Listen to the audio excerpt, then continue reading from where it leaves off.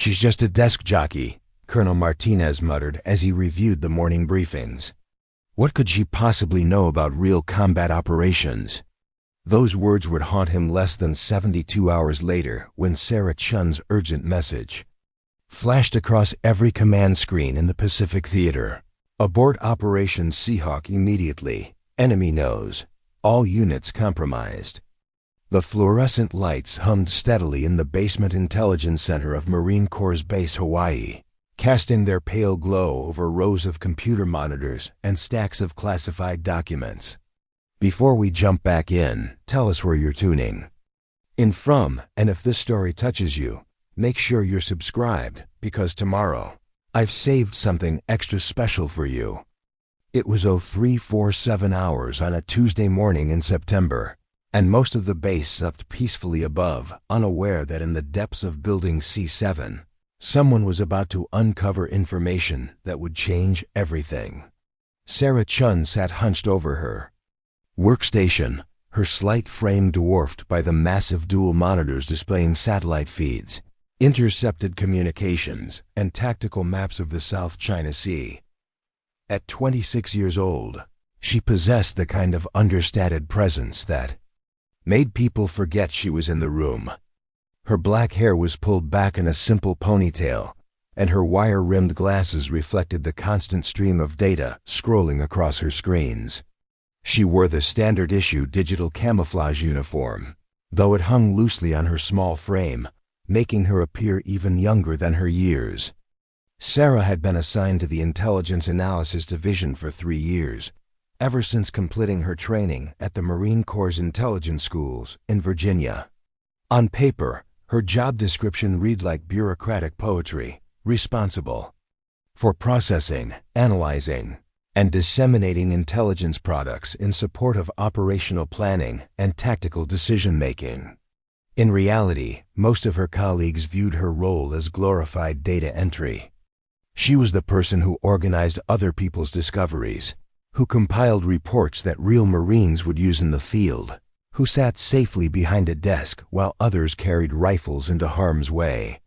The other analysts in the division had grown accustomed to Sarah's peculiar work habits. While they typically worked standard 8-hour shifts, she often arrived before dawn and stayed well past sunset. Her supervisor, Major Thompson, had initially worried about burnout, but Sarah seemed to thrive in the solitude of the empty intelligence center. She claimed the quiet hours allowed her to focus better, to notice patterns that might escape attention. During the busy daytime shifts, what her colleagues didn't know was that Sarah had developed her own methodology for intelligence analysis, one that went far beyond the standard protocols taught in training. While others focused on individual pieces of information, she had trained herself to see connections across vast networks of seemingly unrelated data. She maintained personal databases that cross-referenced everything from shipping manifests to weather patterns, from social media posts to satellite imagery timestamps. Her computer setup included several unauthorized programs she had quietly installed, tools that allowed her to correlate information in ways the official systems couldn't handle. Major Thompson had noticed her unconventional approach during her first month on the job. Sarah would submit reports that included insights and connections that weren't immediately obvious to other analysts. When questioned about her sources, she would patiently walk him through her reasoning, showing how a delayed cargo ship in Hong Kong might relate to unusual communication patterns detected near the Taiwan Strait, or how changes in fishing boat movements could indicate military exercises that hadn't been officially announced. Initially, Thompson had been skeptical. Sarah's conclusions often seemed to leap beyond what the available evidence could support. But over time, her predictions proved accurate with unsettling frequency. She had correctly anticipated 3 separate military exercises by foreign nations, identified 2 potential terrorist financing networks, and flagged several suspicious activities that led to successful counterintelligence operations. Still, within the broader Marine Corps structure, she remained essentially invisible. The problem was institutional inertia. The military establishment had clear hierarchies and defined roles. Intelligence analysts were support personnel, valued for their ability to process and organize information, not for their strategic insights. Field commanders made decisions based on intelligence reports, but they rarely consulted with the analysts who had compiled those reports. Sarah's supervisor might value her work, but his recommendations carried limited weight when it came to operational planning. This disconnect became particularly apparent during planning sessions for major operations. Sarah would compile comprehensive intelligence packages, identifying potential risks and opportunities that could affect mission outcomes. These reports would be forwarded up the chain of command, where they would be summarized, edited, and eventually distilled into bullet points for senior officers. By the time her analysis reached decision-makers, it had been filtered through multiple layers of bureaucracy, often losing the nuanced insights that made her work valuable. Colonel Martinez, the commanding officer responsible for Pacific Theater operations, exemplified this institutional blindness. A career infantry officer with 22 years of service, he had earned his position through courage under fire and decisive leadership in combat situations. He understood tactics, logistics, and the complex dynamics of military operations. But he had little patience for what he perceived as overthinking by intelligence personnel. In his experience, the most important information came from human sources and direct observation, not from computer analysis by analysts who had never carried a weapon in combat. During briefings, Martinez would skim through intelligence reports, focusing primarily on enemy positions, weapons capabilities, and terrain analysis. The broader strategic assessments that Sarah specialized in seemed less relevant to his immediate concerns. He preferred clear, actionable intelligence, where the enemy was located, how many fighters they had, what weapons they carried, the kind of subtle pattern recognition that Sarah excelled at struck him as academic speculation rather than practical military intelligence. This attitude was reinforced by Martinez's staff, most of whom shared his operational background. They respected Sarah's technical skills and appreciated her thorough reports, but they didn't view her as a strategic asset. She was support personnel, valuable in her specialized role, but not someone whose opinions would influence major operational decisions. The idea that a young analyst with no combat experience might possess insights that escaped seasoned field commanders seemed implausible to officers who had spent decades learning their profession through direct experience. Preparing and narrating this story took us a lot of time, so if you are enjoying it, subscribe to our channel. It means a lot to us. Now back to the story. The irony was that Sarah's unique perspective came precisely from her outsider status. While combat veterans understood the immediate realities of military operations, they sometimes missed broader patterns that became visible only through comprehensive data analysis. Sarah's ability to process vast amounts of information simultaneously allowed her to detect subtle changes and emerging trends that might escape notice during the intense focus required for tactical planning.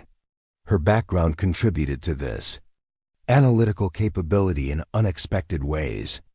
Before joining the Marines, Sarah had earned a degree in applied mathematics from MIT, where she had specialized in pattern recognition and statistical modeling. Her senior thesis had focused on identifying anomalies in large datasets, work that had attracted attention from several government agencies. The Marine Corps had recruited her specifically for these technical skills, but they had underestimated how she might apply mathematical thinking to traditional intelligence analysis. Sarah approached military intelligence like a complex equation with multiple variables. She understood that every piece of information existed within larger systems and networks. A single intercepted communication might seem insignificant in isolation, but when combined with shipping data, weather reports, and economic indicators, it could reveal important insights about enemy intentions and capabilities. This systems thinking approach allowed her to identify connections that other analysts missed, but it also made her conclusions difficult to explain to officers who preferred straightforward, linear analysis. The cultural barrier was just as significant as the methodological one. Sarah's quiet, methodical personality contrasted sharply with the assertive, action-oriented culture that dominated military leadership. She rarely spoke up during meetings, preferring to communicate through written reports that could be carefully reviewed and considered. When she did voice opinions, she presented them tentatively, acknowledging uncertainty and alternative interpretations. This intellectual humility, while appropriate for scientific analysis, was often perceived as lack of confidence in military settings where decisiveness was highly valued. Major Thompson had tried to bridge this gap by encouraging Sarah to present her findings more assertively, but she struggled with the aggressive communication style that seemed to be expected. During the few briefings where she had been invited to present directly to senior officers, her careful, qualified language had been met with impatience. Officers wanted clear recommendations, not nuanced discussions of probability and uncertainty. They needed information they could act upon immediately, not academic analyses that raised more questions than they answered. This institutional disconnect became particularly problematic when Sarah began noticing unusual patterns in intelligence data related to potential Chinese military activities near Taiwan. Over several months, she had detected subtle changes in communication patterns, shipping movements, and satellite imagery that suggested possible preparations for a large-scale operation. The evidence was fragmentary and ambiguous, requiring the kind of comprehensive analysis that was her specialty. But when she attempted to communicate her concerns through official channels, her warnings were either ignored or dismissed as speculation. The challenge was that Sarah's analysis didn't fit neatly into existing intelligence categories. She wasn't reporting specific enemy positions or weapon systems. Instead, she was identifying systemic changes that might indicate shifts in strategic intentions. This type of intelligence was inherently uncertain, requiring interpretation and judgment rather than simple observation. Military leaders, trained to deal with concrete, actionable information, struggled to know how to respond to Sarah's more abstract insights. Part of the problem was timing. Sarah's pattern recognition allowed her to identify potential threats earlier than conventional intelligence methods, but this early warning came at the cost of specificity. She could detect that something significant might be developing, but she couldn't always predict exactly what would happen or when it might occur. This uncertainty made it difficult for operational planners to know how to respond to her warnings. The morning of September 15th marked the beginning of what would become the most significant intelligence crisis of Sarah's career. She arrived at her workstation before dawn, as was her habit, and began reviewing the overnight intelligence feeds. Several pieces of information caught her attention immediately. First, satellite imagery showed unusual activity at multiple Chinese naval bases, with increased ship movements and what appeared to be accelerated maintenance schedules. Second, intercepted communication suggested changes in Chinese military exercise patterns, with several planned training operations being quietly canceled or postponed. Individually, none of these indicators was particularly alarming. Military forces conducted exercises and maintenance operations routinely, and changes in scheduling were common. But Sarah's comprehensive approach to analysis allowed her to see these developments within a broader context. Over the previous 6 months, she had documented a gradual but consistent increase in Chinese military readiness across multiple domains. Naval forces had been conducting more frequent patrols, Air Force units had increased their training tempo, and ground forces had been repositioned in ways that improved their strategic flexibility. More troubling was the pattern of deception and concealment that Sarah had identified. Chinese military communications had become increasingly sophisticated in their use of code words and indirect references. Commercial shipping patterns had shifted subtly, with certain routes being avoided and others being utilized more heavily than normal. Even civilian social media posts from areas near military installations showed subtle changes, with fewer public events being scheduled and increased security measures being implemented. Sarah understood that these patterns could have innocent explanations. China maintained large and active military forces that required constant training and preparation. Economic factors, weather conditions, and political considerations could all influence military scheduling and deployment decisions. But the combination of factors she was observing suggested something more significant than routine operations.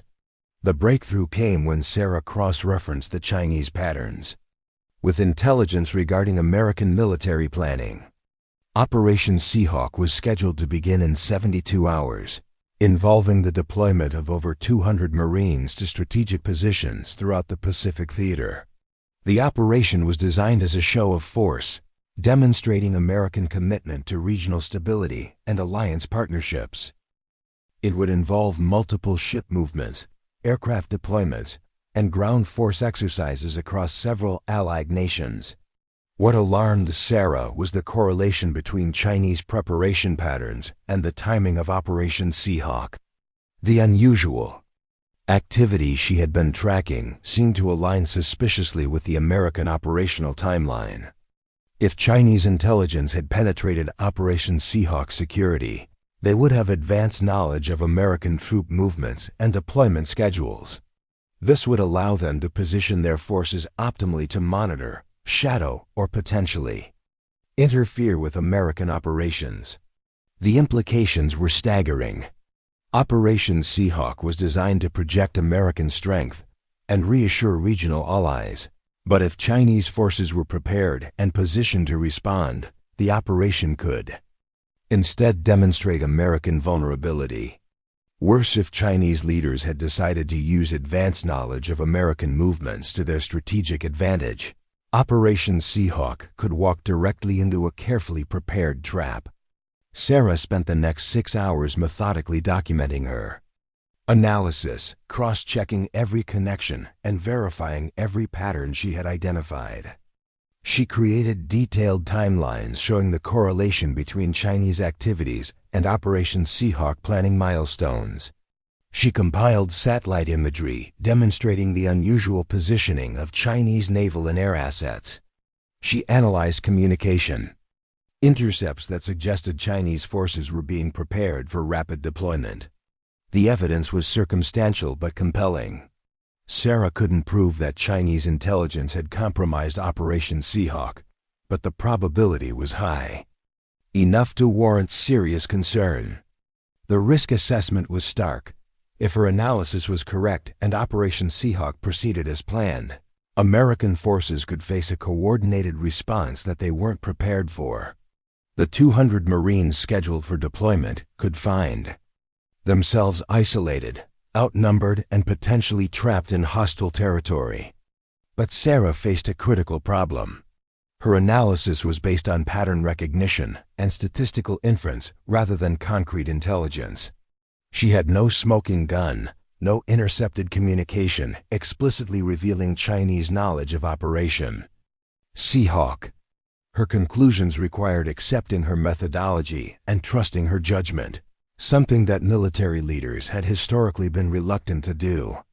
The normal process would be to submit her analysis through official channels, where it would be reviewed, summarized, and eventually forwarded to decision-makers. But Sarah knew from experience that her subtle, probabilistic conclusions would likely be discounted or ignored during this process. By the time her warnings reached officers with the authority to modify or cancel Operation Seahawk, they would be diluted and qualified to the point of ineffectiveness. Time was running out.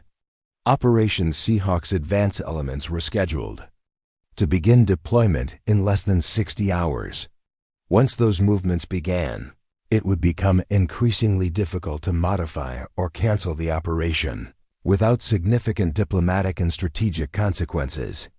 Sarah realized that she might have only one opportunity to communicate her concerns directly to decision-makers, and she would need to do so in a way that commanded immediate attention.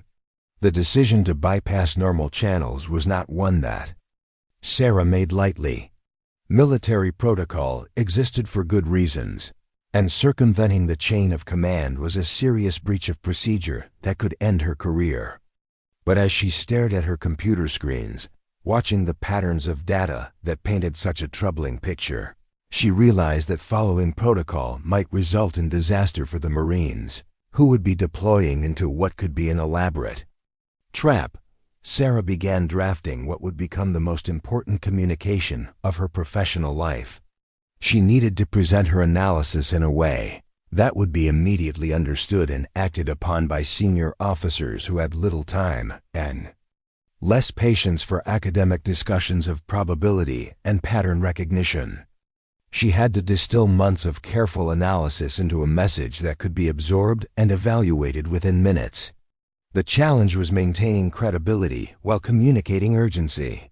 If her message seemed alarmist or speculative, it would be dismissed as the overreaction of an inexperienced analyst.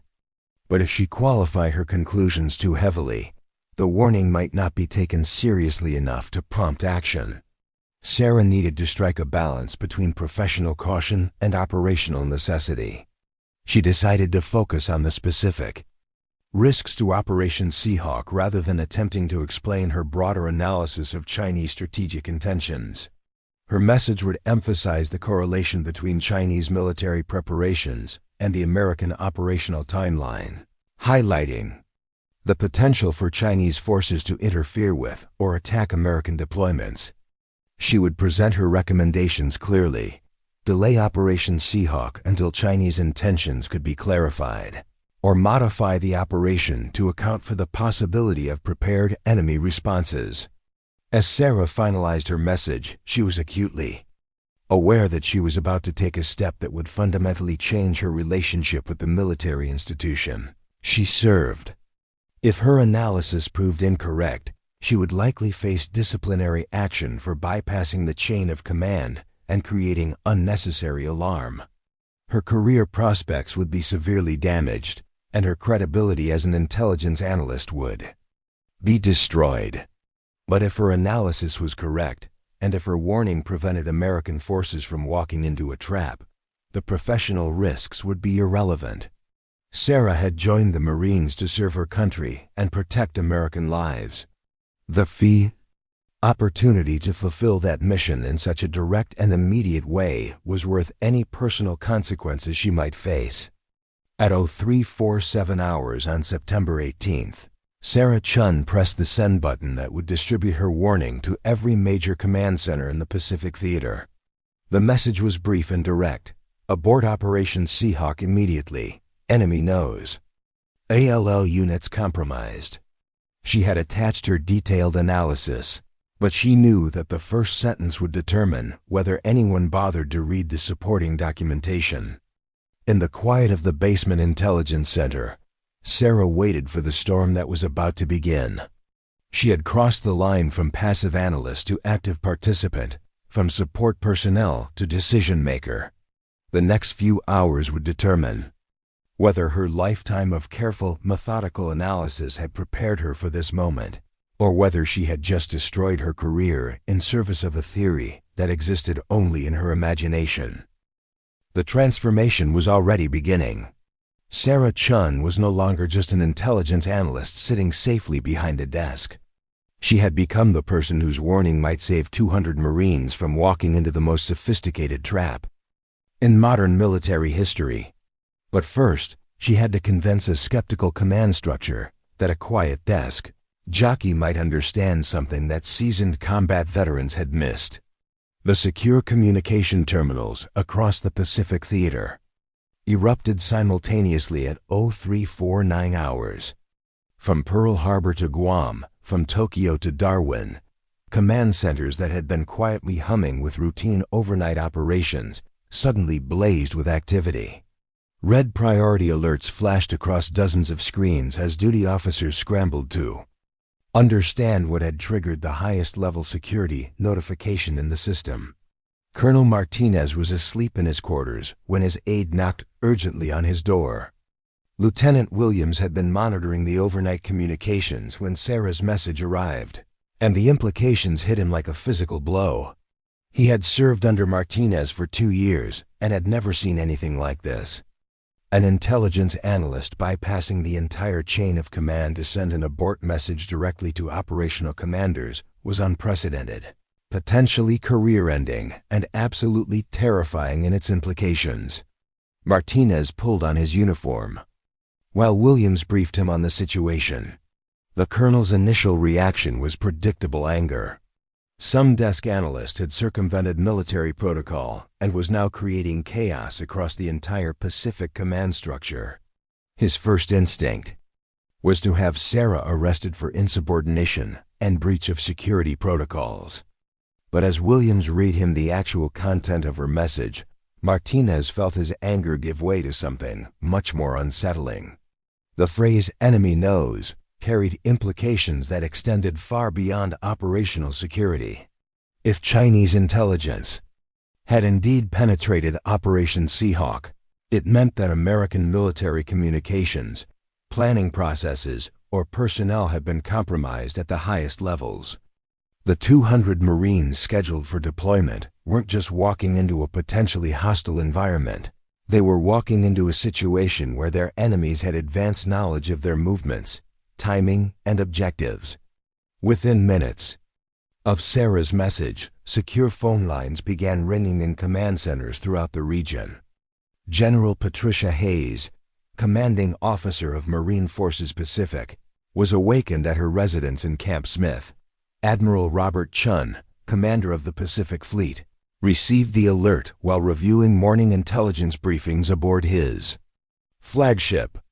The message had reached every major decision-maker simultaneously, creating an immediate crisis that demanded coordinated response.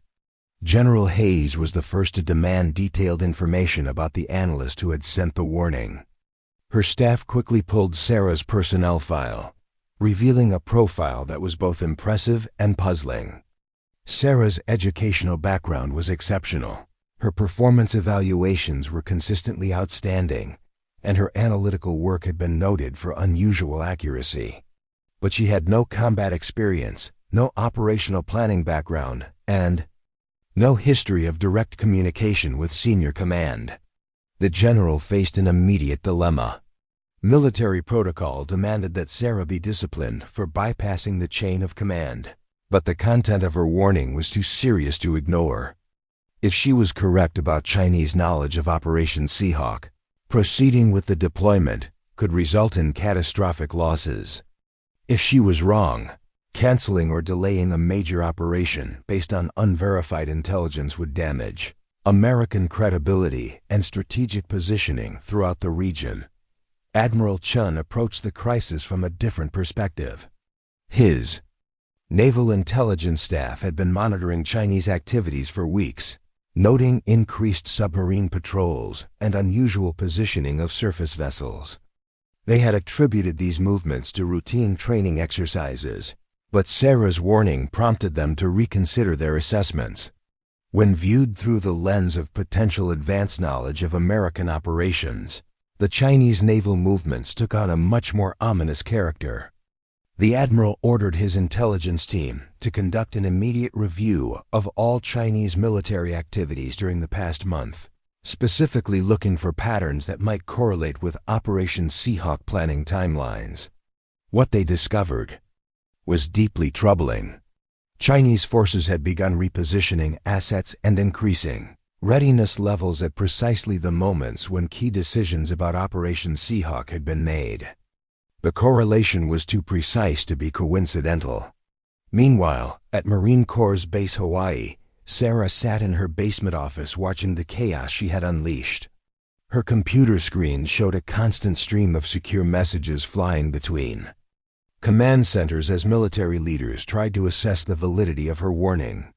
She had violated every protocol she had been taught, potentially destroyed her career, and created a crisis that was now consuming the attention of the highest levels of military leadership. But Sarah felt no regret about her decision. As she reviewed her analysis one final time, the pattern seemed even more clear and compelling than they had hours earlier.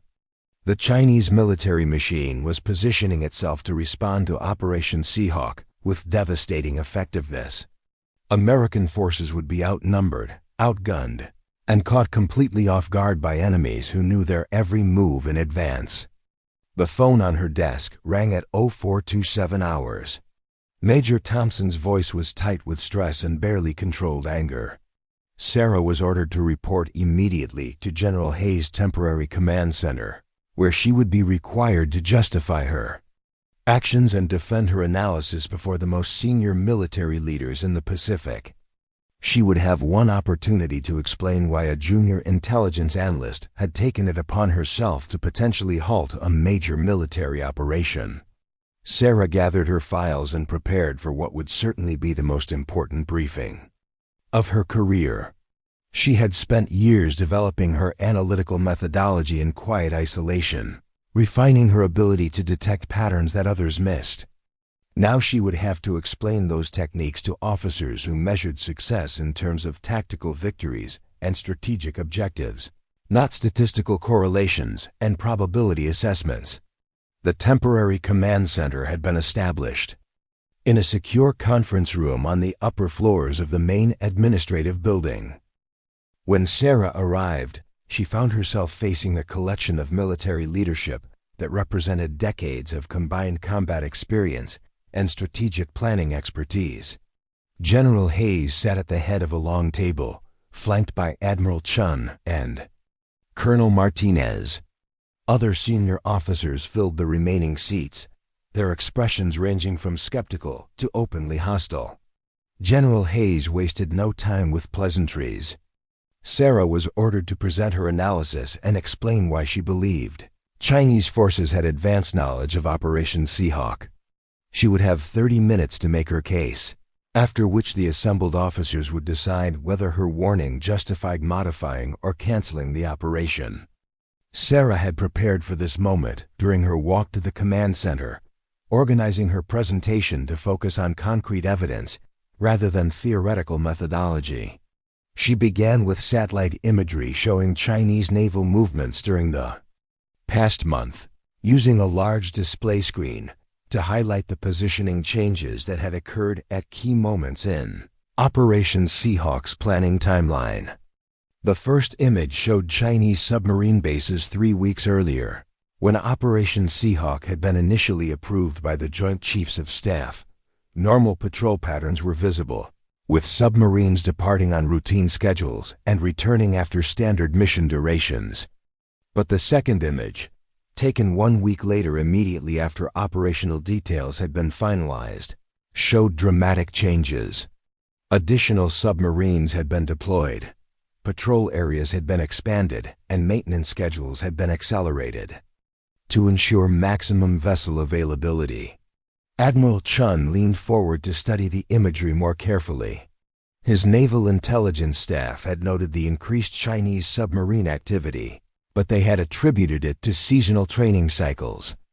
Sarah's presentation suggested a different interpretation. Chinese submarines were being positioned to monitor and potentially intercept American naval movements related to Operation Seahawk. The next series of images focused on Chinese air bases near Taiwan and along the coast facing the Pacific. Sarah showed how fighter aircraft deployment patterns had shifted dramatically during the past 2 weeks, with increased numbers of planes being moved to forward positions and maintenance crews working extended hours to ensure maximum operational readiness. The timing of these movements correlated precisely with the finalization of Operation Seahawk's air support requirements. Colonel Martinez found himself reconsidering his initial skepticism as Sarah methodically presented her evidence. The correlation between Chinese military preparations and American operational planning was too consistent to ignore. Either Chinese intelligence had remarkable insight into American decision-making processes, or they possessed advanced knowledge of Operation Seahawk's specific details. Sarah's analysis extended beyond military movements to encompass communication patterns and economic indicators. Chinese military communications had become increasingly sophisticated in their use of encryption and coded language, suggesting preparation for operations requiring high levels of security. Commercial shipping in the region had subtly altered its patterns, with certain routes being avoided and others being utilized more heavily than historical norms would suggest. Most compelling was Sarah's analysis of timing correlations. She had created detailed timelines showing Chinese military activities alongside key milestones in Operation Seahawk's development. When American planners had decided on deployment locations, Chinese forces had begun repositioning in ways that provided optimal monitoring capabilities for those exact areas. When American logistics requirements had been finalized, Chinese supply chains had adjusted to support extended operations in the same regions. General Hayes interrupted Sarah's presentation to ask the critical question: how had Chinese intelligence obtained such detailed knowledge of Operation Seahawk? The operation had been classified at the highest levels, with access restricted to a small number of senior officers and essential planning personnel. If Sarah's analysis was correct, it implied a security breach of unprecedented scope and sophistication.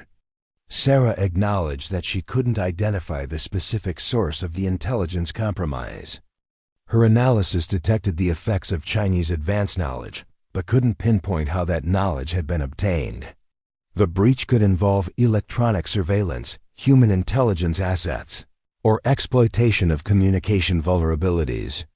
What mattered for immediate purposes was not the method of compromise, but the tactical reality that Chinese forces appeared to be prepared for Operation Seahawk in ways that suggested detailed advance knowledge. The room fell silent as the implications of Sarah's analysis settled in. If she was correct, Operation Seahawk wasn't just a military deployment. It was walking into a carefully orchestrated trap. Chinese forces would be positioned to monitor American movements, intercept communications, and potentially launch coordinated attacks against isolated and vulnerable American units. Admiral Chen voiced what everyone was thinking.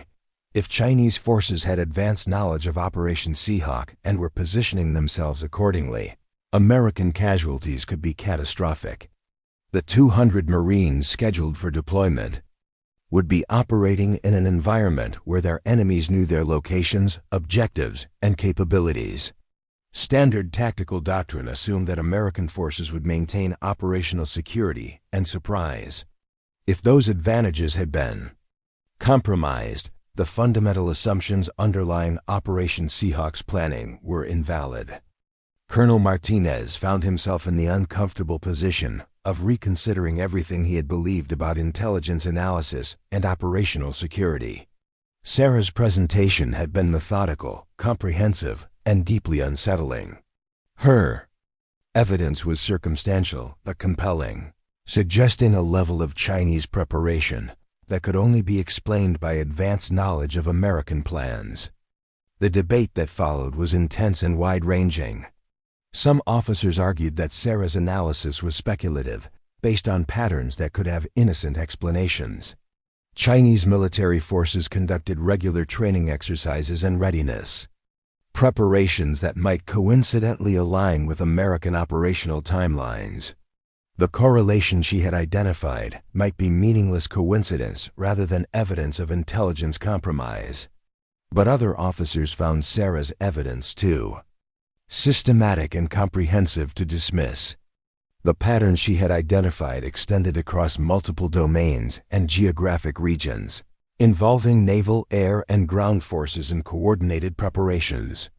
Such extensive and precisely timed activities would require significant planning and resource allocation, suggesting intentional preparation rather than routine exercises.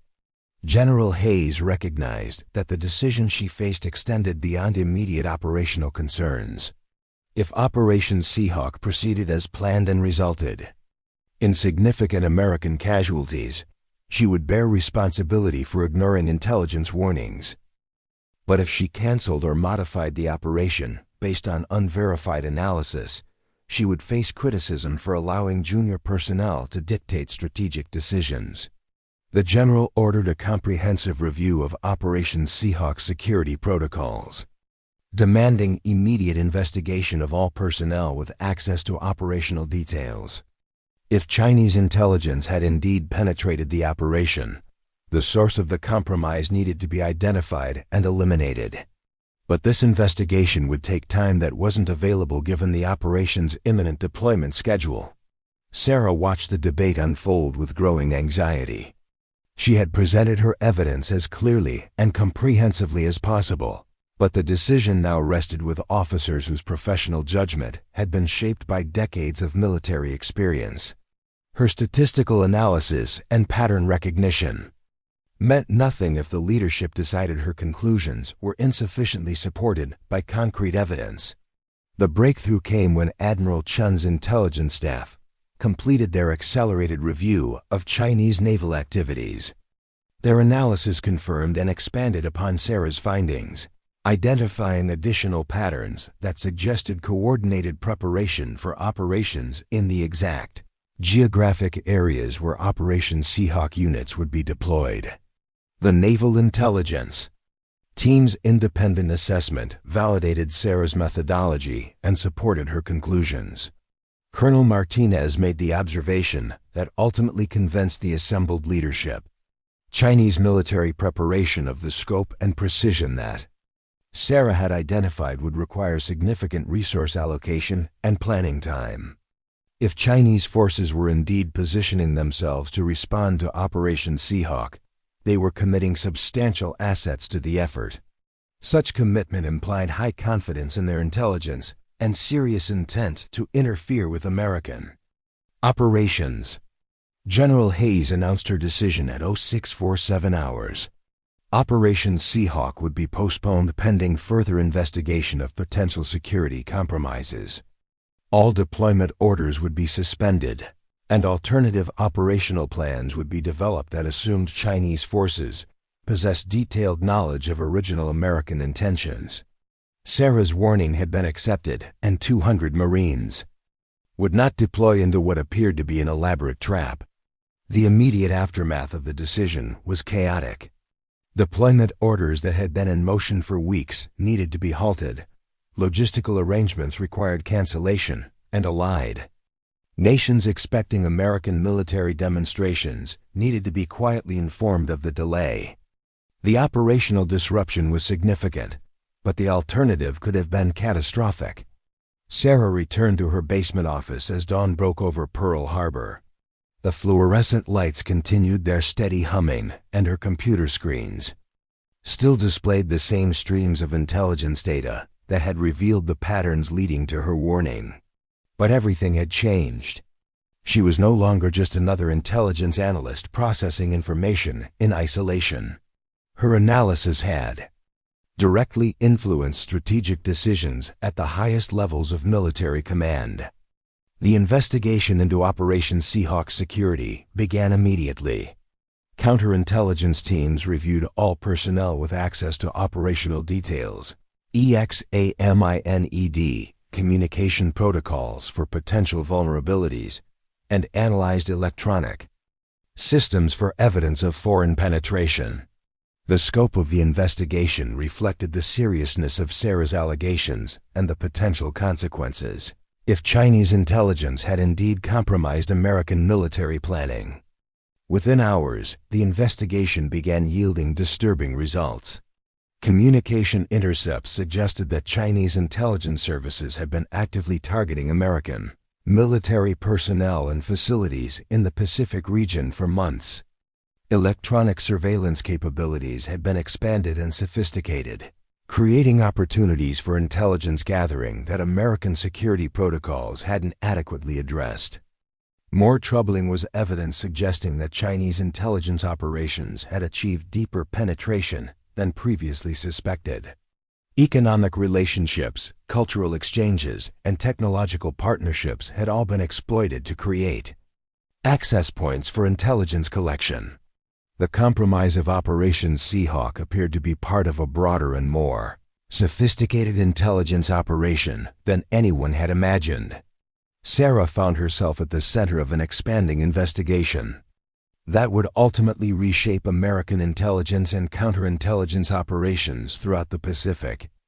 Her pattern recognition had identified not just a specific security breach, but a comprehensive intelligence operation that threatened American strategic capabilities across the entire region. The young analyst who had been dismissed as just a desk jockey had uncovered what would prove to be the most significant intelligence compromise in recent military history. Her warning had saved 200 Marines from walking into a trap, but the investigation her analysis had triggered would reveal security vulnerabilities that extended far beyond a single military operation. As Sarah reviewed the latest intelligence feeds, she realized that her role had fundamentally changed. She was no longer processing information in isolation. She had become a key figure in the most important counterintelligence operation of her generation. The patterns she had learned to detect in the quiet hours before dawn had revealed threats that challenged the basic assumptions of American military security. The transformation was complete. Sarah Chen had evolved from support personnel to strategic asset, from analyst to operational participant. Her unique analytical capabilities had proven their value in the most dramatic way possible, but the real test of her abilities was just beginning. The investigation she had triggered would require all of her pattern recognition skills to unravel an intelligence operation of unprecedented scope and sophistication. The counterintelligence investigation revealed the true scope of the threat within 72 hours. What Sarah had initially identified as a compromise of Operation Seahawk was actually the visible edge of a massive intelligence network that had been operating undetected for over 18 months. Chinese operatives had systematically infiltrated multiple levels of American military communications, personnel systems, and strategic planning processes throughout the Pacific theater. Special Agent Diana Ross from the Naval Criminal Investigative Service arrived at Marine Corps Base Hawaii on a red-eye flight from Washington, D.C. Her team of digital forensics experts and counterintelligence specialists had been assembled specifically to investigate the security breach that Sarah's analysis had uncovered. Ross had 20 years of experience hunting foreign intelligence operations, but the evidence she encountered in Hawaii represented something unprecedented in its scope and sophistication. The investigation's first breakthrough came from analyzing the precise timing correlations that Sarah had identified. Chinese military preparations hadn't just coincidentally aligned with American operational planning. They had responded to specific decision points and classified developments with impossible accuracy. This suggested real-time intelligence gathering, rather than periodic reporting, indicating active surveillance of American military communications and planning sessions. Sarah found herself working directly with Agent Ross's team, her analytical capabilities now recognized as essential to understanding the intelligence operation they were confronting. Her basement office in Building C7 became an informal headquarters for the investigation, with federal agents and military intelligence specialists gathering around her computer screens to review the patterns she had identified. The collaboration revealed additional layers of the Chinese operation that Sarah's initial analysis had only touched upon. Her pattern recognition had focused primarily on military preparations and deployment schedules, but the investigation uncovered evidence of intelligence gathering that extended far beyond operational security. Chinese operatives had been collecting information about American military technology, strategic planning processes, personnel decisions, and alliance relationships throughout the region. Agent Ross was particularly impressed by Sarah's ability to correlate seemingly unrelated pieces of information across vast data sets. While the federal investigation focused on identifying specific intelligence sources and methods, Sarah's analytical approach revealed the systematic nature of the Chinese operation. Her work showed how individual intelligence collection efforts combined to create comprehensive knowledge of American military capabilities and intentions. The investigation's most disturbing discovery was evidence that Chinese intelligence had successfully penetrated multiple communication systems simultaneously. Encrypted military communications, secure planning databases, and classified personnel records had all been compromised through different methods, creating redundant intelligence sources that would be extremely difficult to detect using conventional counterintelligence approaches. Sarah's analysis proved crucial in understanding how these multiple intelligence sources had been coordinated. She identified patterns in the timing and content of Chinese military responses that revealed how different types of intelligence were being integrated and analyzed. The Chinese operation wasn't just collecting information.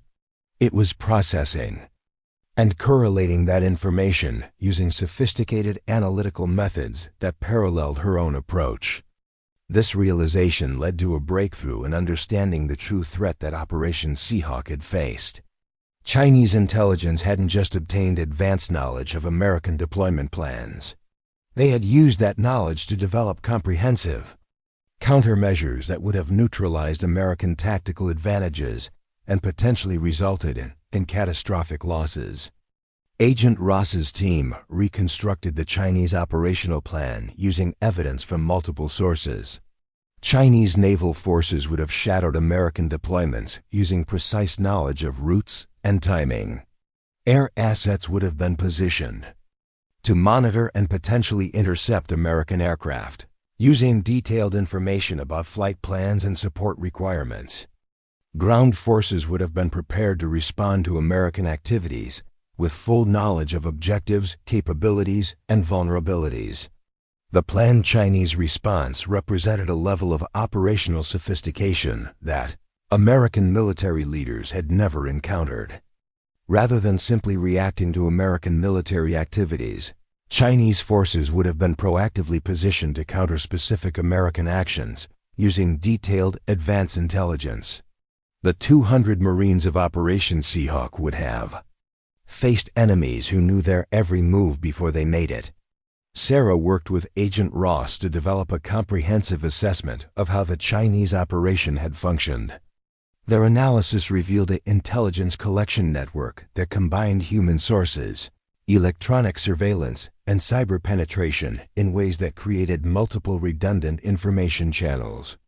Even if American counterintelligence had discovered and eliminated individual sources, the overall intelligence operation would have continued functioning through alternative channels. The sophistication of the Chinese approach extended to operational security measures that had prevented detection for over 18 months. Intelligence collection activities had been carefully distributed across different geographic locations and time periods to avoid creating recognizable patterns. Communication between Chinese intelligence elements had been disguised using commercial and diplomatic channels that were difficult to monitor and interpret. Most impressively, the Chinese operation had included sophisticated analytical capabilities that processed collected intelligence using methods similar to Sarah's own approach. Rather than simply gathering individual pieces of information, Chinese analysts had been correlating data across multiple sources to develop comprehensive understanding of American military activities and intentions. This analytical sophistication explained why Sarah's warning had been so crucial. Traditional counterintelligence methods focused on identifying specific sources and methods, but the Chinese operation was too distributed and sophisticated to be detected using conventional approaches. Only Sarah's comprehensive pattern recognition had been capable of identifying the systematic nature of the intelligence compromise. The investigation revealed that Sarah's unique analytical capabilities represented a new category of intelligence asset that American military and intelligence services needed to develop. Her ability to detect subtle patterns across vast datasets provided early warning capabilities that conventional intelligence methods couldn't match. The Chinese operation had succeeded for 18 months precisely because American intelligence systems weren't designed to detect the kind of sophisticated, distributed intelligence collection that modern adversaries were capable of conducting. General Hayes recognized the strategic implications of these discoveries and authorized the creation of a new intelligence analysis unit specifically designed to identify sophisticated foreign intelligence operations. Sarah was offered the opportunity to lead this unit, developing and training other analysts in the pattern recognition techniques that had proven so effective in uncovering the Chinese operation. The offer represented a dramatic change in Sarah's career trajectory. She would be moving from isolation in a basement office to leadership of a strategic intelligence capability that would operate at the highest levels of military and national security. Her analytical methods would be formalized and taught to other analysts, creating institutional capabilities that could detect future intelligence threats before they achieved operational success. Sarah accepted the position with characteristic, quiet determination. She understood that her success in identifying the Chinese operation was not just a personal achievement, but a demonstration of analytical capabilities that American intelligence services desperately needed. The methods she had developed through years of solitary work could be scaled and systematized to create defensive capabilities against increasingly sophisticated adversaries. The new unit's first assignment was completing the investigation of the Chinese intelligence operation and developing countermeasures to prevent similar penetrations in the future. Sarah worked with Agent Ross's team to identify all compromised systems and personnel, while simultaneously developing new analytical protocols that could detect sophisticated intelligence operations in their early stages. The scope of the remediation effort was staggering. Hundreds of personnel required security interviews to determine whether they had been targeted by Chinese intelligence. Communication systems throughout the Pacific Theater needed to be replaced or upgraded to eliminate known vulnerabilities. Operational procedures required modification to prevent the kind of systematic intelligence collection that the Chinese operation had achieved. Sarah's analytical capabilities proved essential throughout this process. Her pattern recognition allowed the investigation team to identify subtle indicators of intelligence collection that conventional methods would have missed. She developed new analytical tools that could detect the kind of distributed, sophisticated operations that modern adversaries were increasingly capable of conducting. The Chinese operations disruption had immediate strategic consequences throughout the Pacific region. Chinese military forces that had been positioned to respond to Operation Seahawk found themselves exposed and vulnerable when American deployments were canceled. Intelligence assets that had been carefully developed over months were compromised when their existence was revealed through the investigation. The Chinese intelligence network that had been so effective for 18 months was systematically dismantled within weeks of Sarah's initial warning. More importantly, the investigation's discoveries led to fundamental changes in how American intelligence services approached counterintelligence operations. Sarah's analytical methods were adopted throughout the intelligence community, creating new capabilities for detecting sophisticated foreign intelligence operations. Training programs were established to develop additional analysts with pattern recognition skills similar to those that had made Sarah so effective. The impact extended beyond immediate security improvements. American military leaders gained new understanding of the intelligence threats they faced and the analytical capabilities needed to counter those threats. Strategic planning processes were modified to account for the possibility of sophisticated intelligence penetration, while communication security measures were enhanced to prevent the kind of systematic surveillance that the Chinese operation had achieved. Colonel Martinez, who had initially dismissed Sarah as just a desk jockey, became one of her strongest advocates within the military establishment. His experience with the Operation Seahawk crisis had demonstrated the critical importance of sophisticated intelligence analysis in modern military operations. He worked to ensure that Sarah's analytical methods were integrated into operational planning processes throughout his command. The transformation of Sarah's role from isolated analyst to strategic intelligence leader reflected broader changes in how military and intelligence services understood the analytical capabilities required for modern threats. Her success in identifying and countering the Chinese intelligence operation demonstrated that traditional approaches to intelligence analysis were insufficient for detecting the sophisticated, distributed operations that advanced adversaries were capable of conducting. Sarah's new unit grew rapidly as military leaders recognized the strategic value of her analytical capabilities. Analysts with backgrounds in mathematics, computer science, and statistics were recruited and trained in pattern recognition techniques.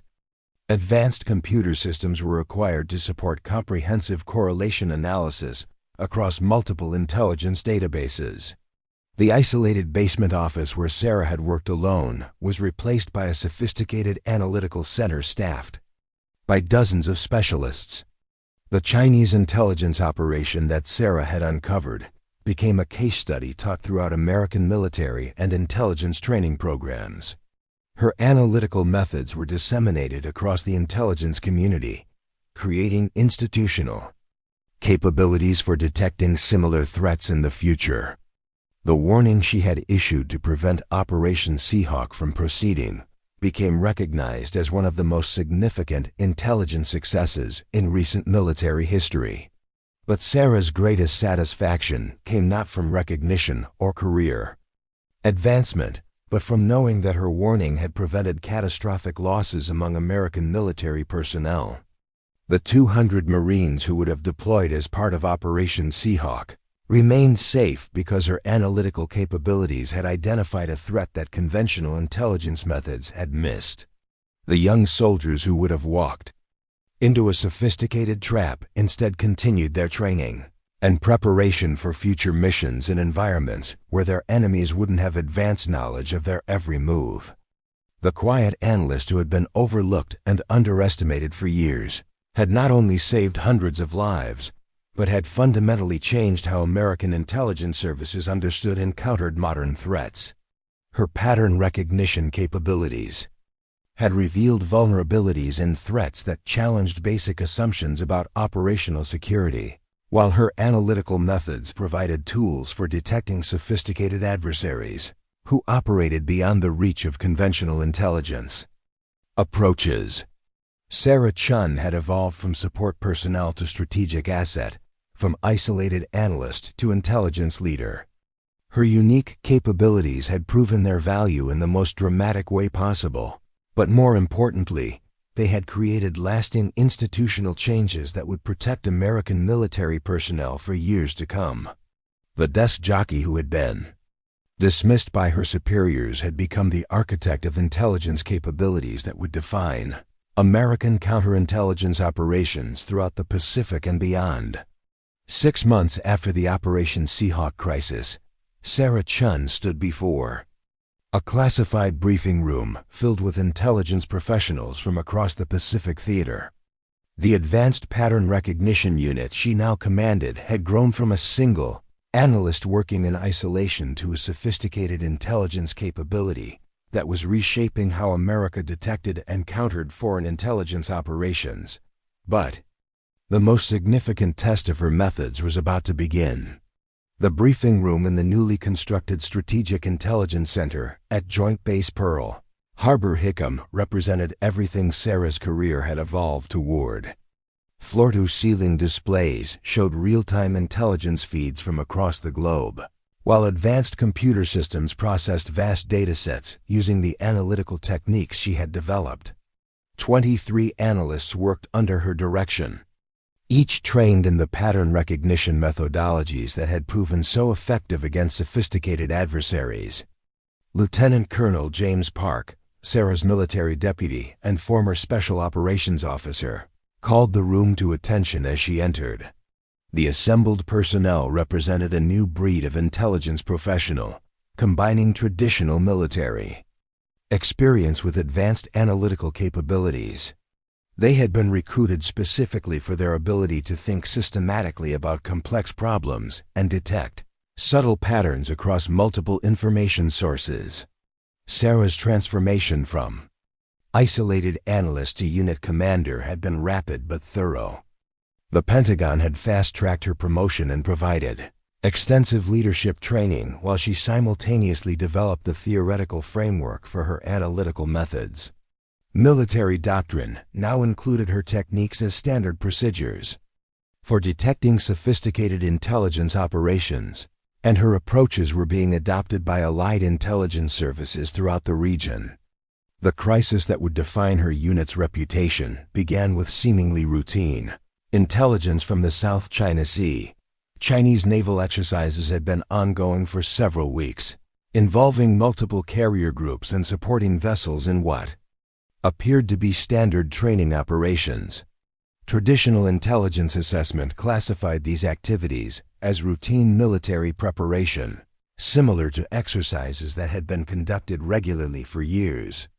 But Sarah's analytical systems detected anomalies that concerned her deeply. The timing, scale, and geographic distribution of the Chinese exercises deviated from historical patterns in ways that suggested operational rather than training objectives. More troubling were subtle indicators suggesting that Chinese forces were preparing for extended operations rather than brief training cycles. Her concern intensified when she correlated the naval exercises with intelligence from other domains. Chinese Air Force units had quietly increased their operational tempo, with additional aircraft being deployed to bases throughout the region. Ground-based missile systems had been repositioned to provide enhanced coverage of maritime approaches to Taiwan and the Philippines.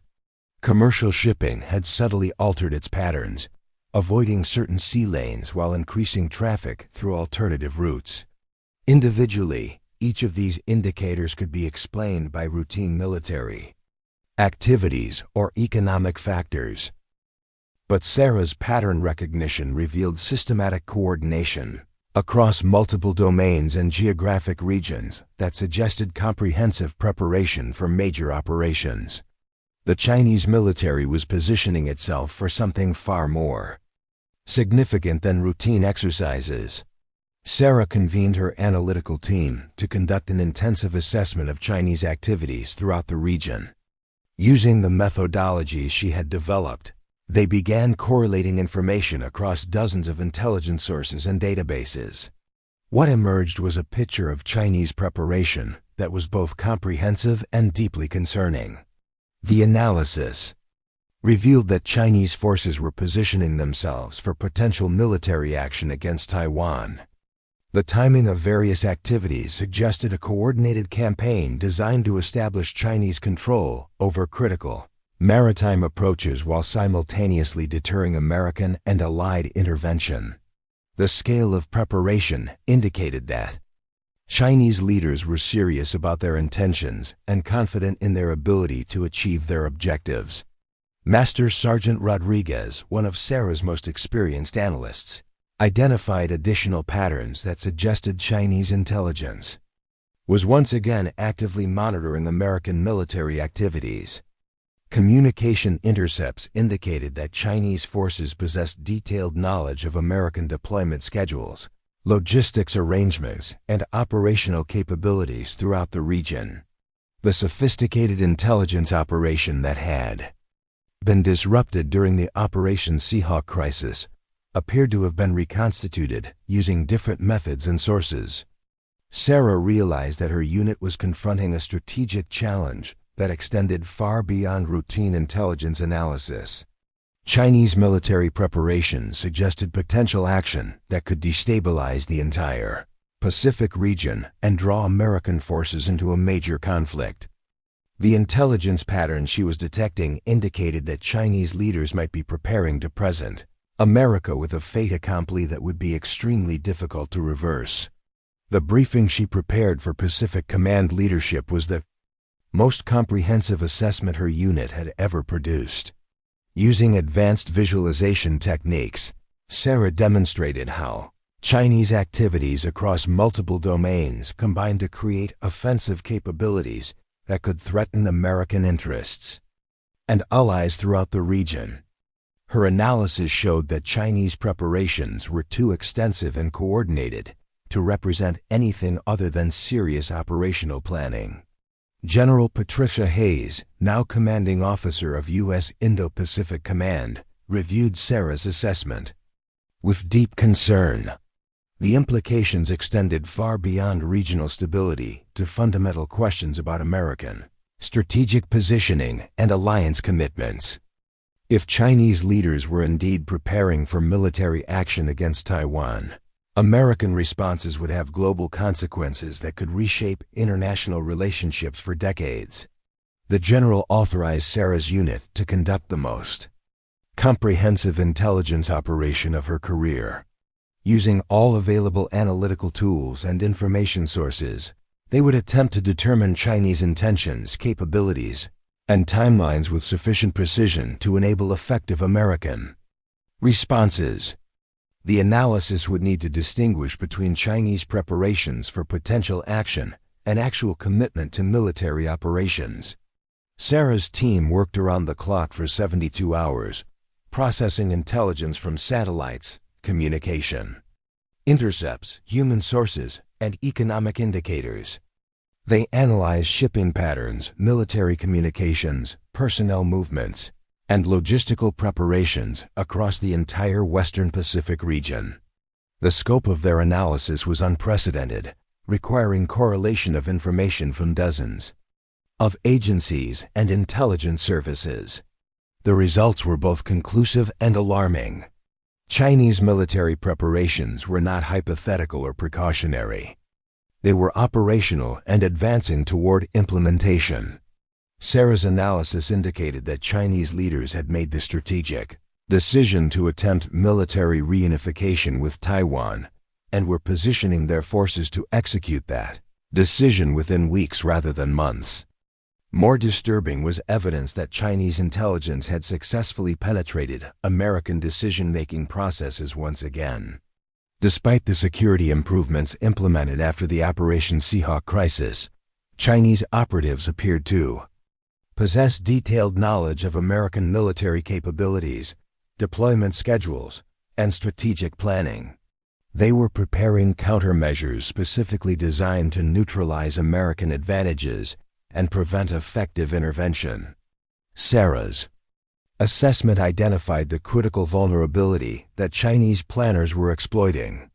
American military doctrine assumed that strategic intelligence would provide sufficient warning time for effective responses to major threats. But Chinese preparations were so sophisticated and comprehensive that they could potentially achieve tactical surprise despite extensive American monitoring capabilities. The briefing Sarah delivered to the National Security Council via secure video conference represented the culmination of everything she had learned about intelligence analysis and strategic assessment. Her presentation demonstrated how Chinese activities combined to create offensive capabilities that posed immediate threats to American interests and allies. She showed how Chinese intelligence operations were providing real-time information about American responses, enabling Chinese forces to adapt their preparations continuously. Secretary of Defense Maria Santos asked the question that everyone was considering. What were the realistic options for American response to Chinese preparations of this scope and sophistication? Sarah's analysis had clearly identified the threat, but the strategic implications were staggering. Military intervention could lead to direct conflict between nuclear powers, while diplomatic protests might prove ineffective against Chinese leaders who had already committed significant resources to their objectives. Sarah's response reflected the analytical rigor that had defined her career. She presented multiple scenarios based on different assumptions about Chinese intentions and American responses.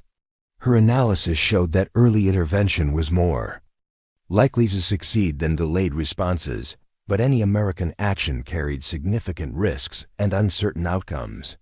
The key was to disrupt Chinese preparations before they achieved operational momentum that would be difficult to reverse. President Catherine Walsh made the decision that would define American strategic policy for the coming decades. Based on Sarah's intelligence assessment, the United States would implement a comprehensive response designed to deter Chinese military action through demonstration of American resolve and capability. Military forces throughout the Pacific would be repositioned to counter Chinese preparations, while diplomatic initiatives would attempt to create international pressure for peaceful resolution. Operation Pacific Shield began within hours of the President's decision. American naval forces moved to positions that would enable rapid response to Chinese military action, while air assets were deployed to bases throughout the region. Alliance partners were briefed on the intelligence that Sarah's unit had developed, enabling coordinated responses that demonstrated international opposition to Chinese military preparations. The operation's most sophisticated element was a strategic deception campaign designed to convince Chinese leaders that their intelligence operations had been compromised and their military preparations detected. Sarah worked with psychological operations specialists to develop information that would be fed to Chinese intelligence sources, creating confusion about American capabilities and intentions while demonstrating that Chinese operational security had been penetrated. Chinese responses to Operation Pacific Shield validated Sarah's intelligence assessment while revealing additional aspects of their strategic planning. Rather than backing down from their military preparations, Chinese leaders accelerated their timelines and increased their force deployments. But their responses also confirmed that they had been relying on intelligence about American activities that was now known to be compromised. Sarah's analytical capabilities proved crucial in assessing Chinese reactions and adjusting American responses accordingly. Her pattern recognition revealed how Chinese military preparations were evolving in response to American deployments, enabling continuous adaptation of Operation Pacific Shield to maintain strategic advantage. The intelligence operation became a complex game of strategic chess played out across the Pacific theater. The crisis reached its peak when Chinese naval forces began moving toward their operational positions around Taiwan. Sarah's real-time analysis indicated that Chinese leaders had made the final decision to proceed with military action, despite American deterrent measures. The moment she had been preparing for throughout her career had arrived. Her intelligence assessment would directly influence decisions about war and peace between major powers. The secure communication that Sarah sent to President Walsh at 0342 hours on a cold December morning was brief but decisive. Chinese forces transitioning to operational status. Military action imminent within 48 to 72 hours. Recommend immediate implementation of contingency responses. This time, there was no doubt about the credibility of her assessment or the authority behind her recommendation. American military forces throughout the Pacific received execute orders within minutes of Sarah's warning.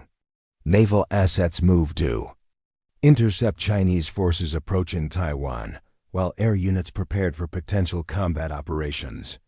Alliance partners activated their own response plans, creating a coordinated international response to Chinese military action. But the most important element of the American response was a direct communication from President Walsh to Chinese leadership, informing them that their military preparations had been completely penetrated and that American forces were positioned to counter their every move. The message, based on Sarah's intelligence analysis, demonstrated that Chinese operational security had been compromised and that their assumptions about American response capabilities were incorrect. Chinese leaders faced the stark reality that their carefully planned military operation had been detected and countered before implementation. Their intelligence advantages had been neutralized, their force movements were being monitored in real time, and their strategic objectives were threatened by prepared American responses. The element of surprise that was crucial to their operational success had been completely eliminated. The decision to halt their military preparations and return to diplomatic approaches was announced by Beijing within 18 hours of President Walsh's communication. Chinese naval forces began returning to their bases, while air assets were recalled from forward positions. The most significant military crisis in the Pacific since World War II had been resolved through intelligence capabilities. That prevented conflict rather than fighting it. Sarah Chen had evolved from an overlooked analyst to the intelligence professional whose capabilities had prevented war between nuclear powers. Her pattern recognition had detected Chinese military preparations months before they achieved operational status, while her analytical methods had enabled American responses that effectively deterred Chinese aggression. The quiet analyst who had once been dismissed as just a desk jockey had become one of the most important strategic intelligence assets in American national security. The advanced pattern recognition unit that Sarah commanded had proven its value in the most dramatic way possible. Her analytical techniques were now considered essential tools for strategic intelligence, while her methods were being taught throughout the American intelligence community and shared with allied services worldwide. The basement office where she had worked alone had evolved into a strategic capability that was reshaping how democratic nations detected and countered authoritarian threats. But for Sarah, the greatest satisfaction came from knowing that her work had prevented catastrophic conflict while preserving peace and stability throughout the Pacific region. The lives that would have been lost in military action between major powers had been saved through intelligence capabilities that detected threats early enough for peaceful resolution. Her analytical skills had been developed not to fight wars, but to prevent them through early warning and strategic deterrence. The transformation was complete. Sarah Chen had evolved from support personnel to strategic leader, from isolated analyst to architect of intelligence capabilities that protected democratic nations from sophisticated adversaries. Her pattern recognition had revealed threats that conventional methods missed, while her analytical innovations had created institutional capabilities that would serve American national security for generations to come. The medal ceremony at the Pentagon felt surreal to Sarah Chen as she stood in her dress blue uniform before an audience of senior military officials and intelligence professionals. Secretary of Defense Maria Santos was about to present her with the Defense Distinguished Service Medal, the highest non-combat decoration the Department of Defense could bestow. Yet Sarah's mind kept drifting to the young Marines who would never know how close they had come to walking into a trap, and to the families who would never have to grieve sons and daughters lost in a conflict that intelligence had prevented.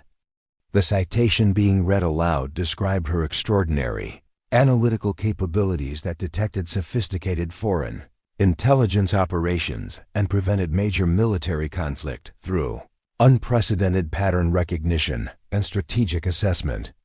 But the formal language couldn't capture the reality of those long nights in the basement office, staring at data streams until patterns emerged from seemingly random information, or the weight of knowing that lives hung in the balance of her analytical conclusions.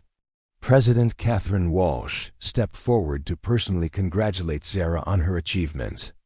The president had specifically requested to meet the intelligence analyst, whose work had potentially saved thousands of lives and prevented a regional war that could have escalated globally.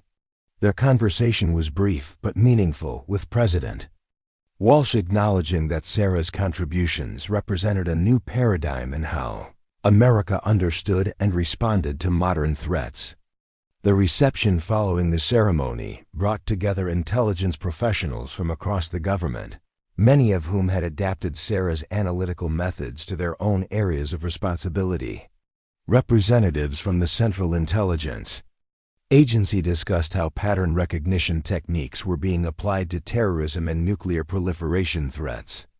National Security Agency officials described new capabilities for detecting cyber warfare operations using Sarah's correlation methodologies. Colonel James Mitchell from the Defense Intelligence Agency approached Sarah with a proposal that would define the next phase of her career. The intelligence community was establishing a new interagency center focused on detecting strategic deception operations conducted by advanced adversaries. They wanted Sarah to serve as the center's first director, applying her analytical innovations to threats that transcended traditional military intelligence.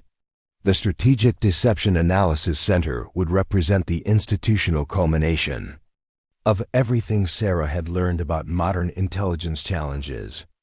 Advanced adversaries were increasingly sophisticated in their use of deception, disinformation, and operational security to conceal their true intentions and capabilities.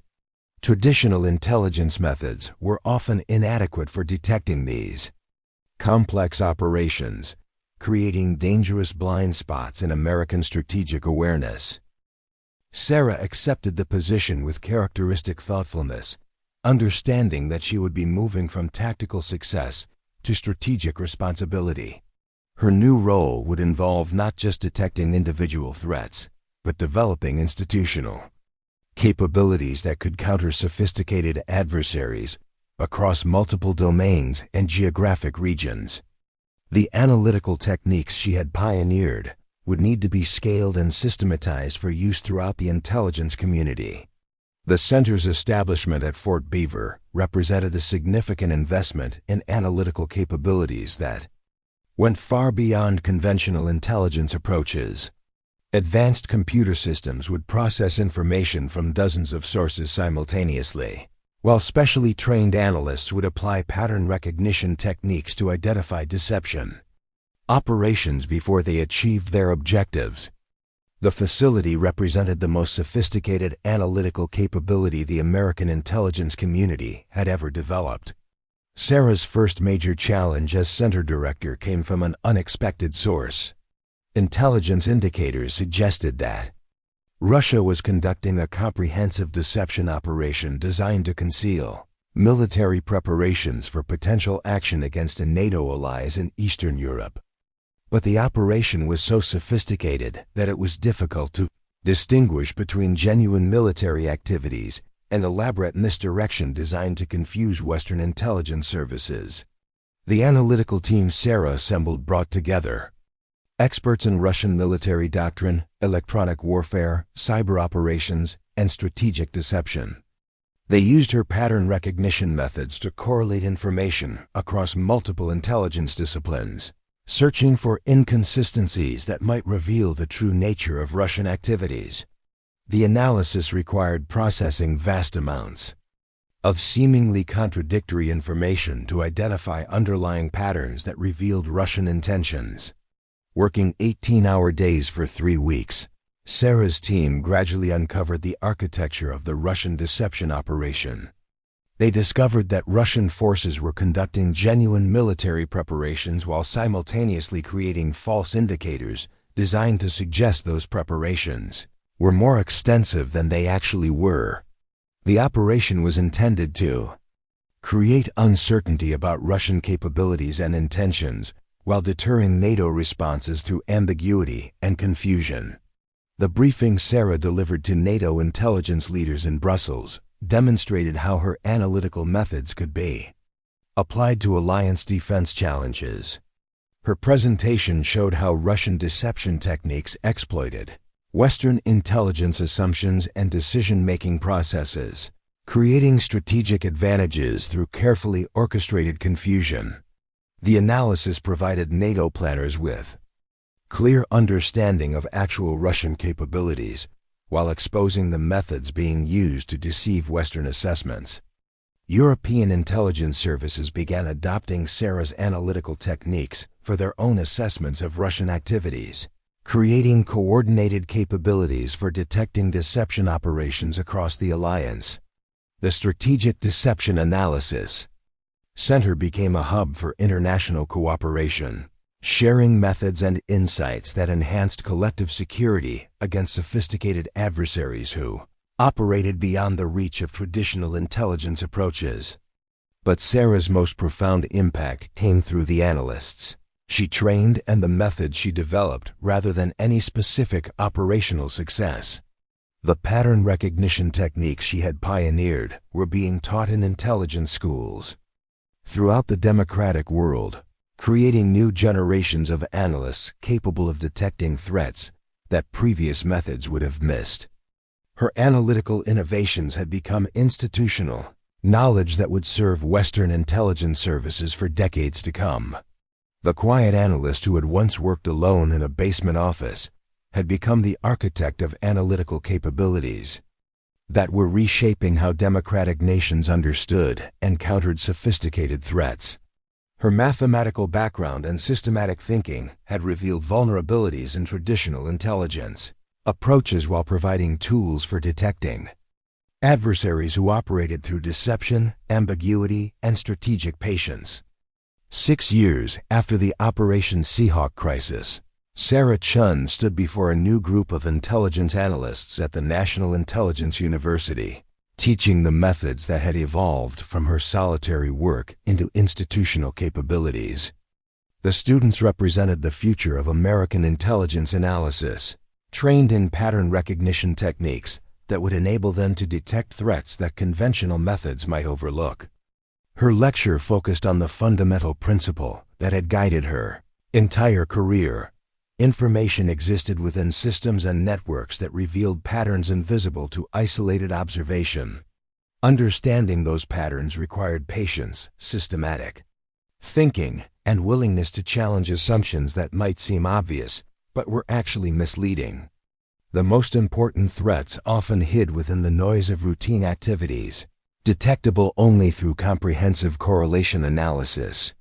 The legacy Sarah had created extended far beyond her individual achievements to institutional changes that enhanced American national security.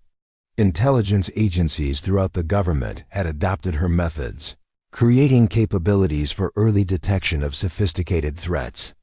Allied nations were using her techniques to counter deception operations and strategic manipulation by authoritarian adversaries. Most importantly, the analytical approaches Sarah had developed were being applied to emerging threats that required new forms of intelligence assessment. Climate change, technological disruption, economic warfare, and information operations all created challenges that traditional intelligence methods were poorly equipped to address. Her pattern recognition techniques provided tools for understanding complex, interconnected threats that transcended conventional categories and boundaries. Sarah's transformation from overlooked support personnel to strategic intelligence leader represented more than individual career success. Her story demonstrated how unconventional thinking and systematic analysis could reveal critical insights that established methods missed. The quiet analyst who had been dismissed as just intel had become one of the most influential intelligence professionals of her generation, whose innovations would continue protecting democratic nations long after her own career ended. As Sarah looked out at her students, she saw the future of intelligence analysis in an era when threats were becoming increasingly sophisticated and traditional approaches were proving inadequate. Her methods would evolve and improve through their work, creating capabilities that could counter adversaries who understood how to exploit the limitations of conventional intelligence systems. The basement office where Sarah's career had begun was now a classroom where her techniques were taught to new generations of analysts. The fluorescent lights still hummed steadily, but the isolation and invisibility that had once defined intelligence analysis had been replaced by recognition that analytical innovation was essential to national security in an era of sophisticated threats and strategic deception. Sarah Chen had proven that the most important intelligence work often happened quietly, methodically, and without recognition until the moment when analytical insights prevented catastrophe. Her career demonstrated that supporting roles could be the most critical elements of national defense, and that the analysts who worked behind the scenes were often the guardians, whose vigilance and capability protected everything that democracy valued most. 10 years later, Sarah Chen walked through the memorial garden at Arlington National Cemetery on a crisp autumn morning, carrying a single white rose. The granite wall before her bore the names of intelligence professionals who had died in service to their country, many of them people whose contributions would never be publicly acknowledged. She paused at a name near the bottom, Staff Sergeant Michael Torres, killed in Afghanistan 3 months after Operation Seahawk would have deployed. Torres had been one of the 200 Marines whose lives Sarah's warning had saved. He had survived that deployment only to die in a different operation. 6 years later, but Sarah knew that the extra time had mattered. He had married his college girlfriend, seen the birth of his daughter, and mentored young Marines who carried forward his dedication and courage. Those 6 additional years of life had created ripple effects that would continue through generations. The irony wasn't lost on Sarah that she was now visiting the memorial as Dr. Sarah Chen, recently retired Director of Strategic Intelligence Analysis for the Department of Defense. The quiet analyst who had once been invisible to her superiors was now recognized as one of the most influential intelligence professionals of the 21st century. Universities offered her endowed chairs, think tanks competed for her expertise, and foreign governments sought her consultation on analytical methodologies. But the recognition felt less important than the knowledge that her work had prevented conflicts, saved lives, and protected democratic institutions against sophisticated threats. The mathematical equations and statistical models that had defined her career translated into human outcomes that could be measured in families that remained intact and communities that continued to thrive in peace. Dr. Elena Vasquez, Sarah's former deputy and current successor as director, joined her at the memorial. Elena had been one of the first analysts Sarah had trained in pattern recognition techniques, and she had developed those methods into capabilities that were now used throughout the intelligence community. The mentorship relationship had evolved into a deep friendship based on shared understanding of the weight that intelligence professionals carried. Elena brought news from the Strategic Deception Analysis Center that would have seemed impossible during Sarah's early career. The analytical techniques Sarah had developed were now being used to detect and counter threats that hadn't existed when she began her work. Artificial intelligence-enhanced disinformation campaigns, quantum encrypted communication networks, and space-based surveillance systems all required the kind of comprehensive pattern recognition that had become Sarah's signature contribution to intelligence analysis. The center Elena now directed employed over 300 analysts working on threats across 6 continents. They had successfully detected and disrupted foreign influence operations targeting democratic elections, identified sophisticated cyber warfare campaigns before they achieved their objectives, and provided early warning of economic manipulation, efforts designed to destabilize international markets. Each success built upon the analytical foundation that Sarah had established through years of solitary work in a basement office. Sarah's textbook on strategic intelligence analysis had become required reading in intelligence schools throughout the democratic world. Pattern recognition in complex systems, detecting deception in the information age, was now in its 4th edition, with translations available in 12 languages. The mathematical principles she had applied to military intelligence were being adapted for challenges ranging from pandemic response to climate change adaptation.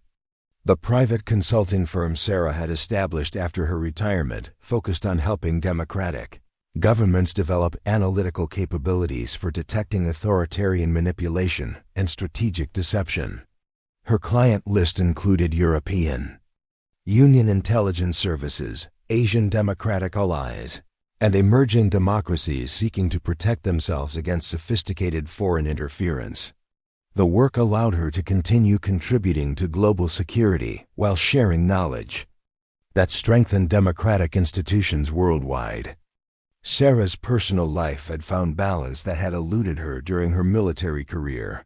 Her marriage to Dr. David Park, a cybersecurity researcher she had met during a joint intelligence operation, had provided the emotional stability that allowed her to step back from the intensity of operational intelligence work. Their home in Northern Virginia had become a retreat where she could pursue research interests without the pressure of immediate threats and urgent deadlines. Their 2 children, 8-year-old Emma and 6-year-old James, knew their mother as someone who worked with computers and helped keep people safe, but they were too young to understand the scope of her contributions to national security. Sarah preferred it that way, wanting them to develop their own interests and capabilities without the burden of her professional reputation.